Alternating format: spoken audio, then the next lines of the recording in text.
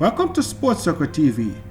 World double Olympic champion Elaine Thompson-Herah will open her 2024 track season by competing at this weekend's Bermuda Grand Prix 2024. Sports fans will be waiting with bated breath to see the fastest woman alive in the 100 meters with a time of 10:54 seconds on show. Also, they want to see what sort of form she's in. The 2023 track season was dismal on her part, so this race will make it sweeter and will cause the anticipation to reach fever pitch. This will be a pulsating, mouth-watering clash between Elaine Thompson-Herah and some of the fastest women on the planet. This race is very pivotal as people will use this to assess her readiness or lack thereof for the Olympics in Paris. The big question is, can Elaine Thompson defend her 100 and 200 meter title? Can she? My opinion is this: Elaine Thompson has not run the 200 competitively in years because of her injuries, so I'm not looking for her to even double. But what I'm really looking for is for her to medal in the 100 meters. The Grand Prix